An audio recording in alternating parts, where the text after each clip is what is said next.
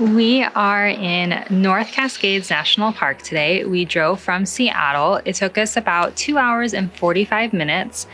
We did stop at McDonald's and went through a drive-through, so I probably added about 15 minutes. So on average, it'll be about 2.5 hours to get here from Seattle. We've planned a really fun day trip. I'm super excited. We have a local friend in Seattle that recommended this national park to us because most people go to Mount Rainier or Olympic National Park. They're much more well-known and more visited. But everything here looks super beautiful. It's a really pretty drive. We saw a few waterfalls off the mountains, which I love waterfalls.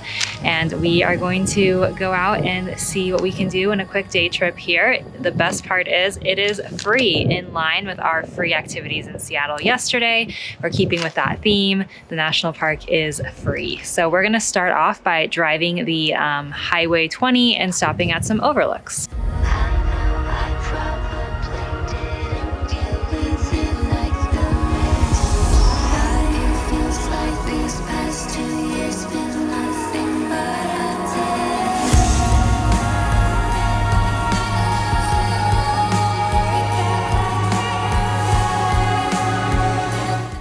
I changed my mind. I wasn't going to talk and tell you about each overlook, but I just think it's important to know that when you get to the Gorge overlook that you should make sure to go on the bridge so you can see the beautiful views of the Gorge Creek Falls that are behind me, and then also more views of the lake.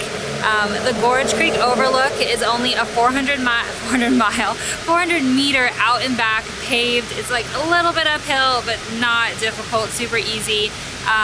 We are noticing that the lakes don't have that like milky turquoise color right now. We're thinking it's because it's kind of cloudy and rainy and it's not the summer yet when the glaciers have melted, but we're hoping some of the other lakes might have it, and it's still really pretty and worth it, but we'd love to see that beautiful turquoise milky color.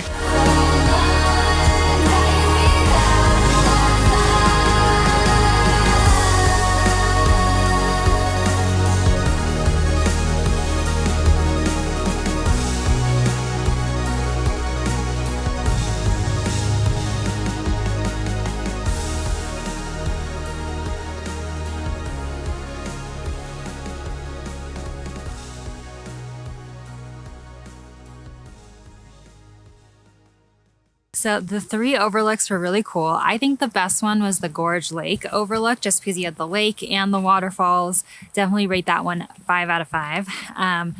Diablo Lake was the next best, and also the second one that we saw. And it was just really windy. You're a lot higher up and it's colder. But it was a really pretty view, and it wasn't quite that turquoise, milky kind of color that you see in a lot of the pictures yet. We're here in May, which is crazy because do you see the snow all around us? It is May 28th, and there's a ton of snow. The third overlook we saw was Ross Lake, and it was 3 out of 5 stars. It was not great. The trees are kind of blocking. It was small, so it didn't take a lot of time, so still worth it, but not our favorites. We tried to stop by Rainy Lake. We wanted to do a little hike. It's only a mile out and a mile back, and it's paved, but there's snow everywhere, and we are not prepared for like snowshoes or anything to be able to get there, so we had to unfortunately not do that hike today. Now we are going to Washington Pass Overlook. It's kind of cloudy, so we're hoping we can see the Liberty Belt Mountain. The road is closed, so we parked and we're now walking. It's paved. It's not a difficult walk. We'll see how far it is. I'm not exactly sure how far. And there's a ton of snow everywhere. So if you're coming even in the spring or up until June, just be prepared. There's probably going to be snow. And it is starting to rain a little bit more on us too. So always be prepared for rain in Washington.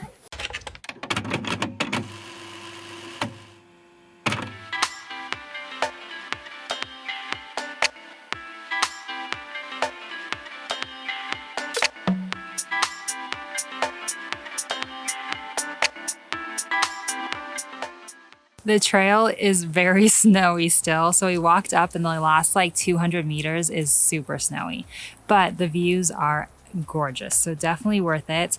This is technically outside of the North Cascades National Park, and the road is closed November to April because, as you can see, at the end of May, almost beginning of June, there's still a ton of snow. Beautiful views of the Liberty Bell Mountain though behind me that you can see, and just a super fun, quick little hike, definitely less than a mile each way.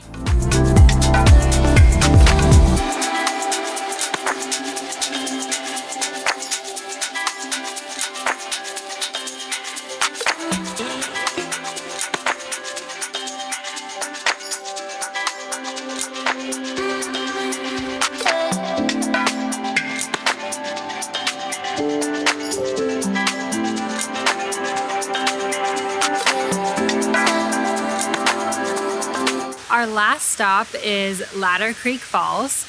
It is marked twice on Google Maps in different places, so I will include my Google Maps list with the correct location. It's behind the Gorge Powerhouse, which is also just like a super fun, cute little spot too. Just as a note, there is no service in the park pretty much at all, at least for us. So I would recommend downloading the Google Maps for this area. And the second and third overlook, so Diablo Lake and Ross Lake, are not like marked very well with signs, so it's really helpful to be able to kind of tell where you're at and identify exactly where those spots are. Our trip out here from Seattle was so fun. Like, I can't believe more people don't know about this park, especially in the summer when you can kind of do more hikes. I was a little bit nervous with the rain to be able to commit to a longer hike, so I wanted to do Rainy Lake since it was only 2 miles, but like I mentioned, the snow was terrible out there. We would not have been able to do it. If we were gonna do Rainy Lake, I would have added another hour and a half to how much time we spent here. We were here for a little over 5 hours. And we got to see all of the overlooks, plus one outside of the park because we drove all the way down to Washington Pass, and then a small little hike here at Ladder Creek. It's really fun. They light it up at night, but because we're staying in Seattle, we don't really want to stay that late to see that, but it sounds really cool if you're staying in the area.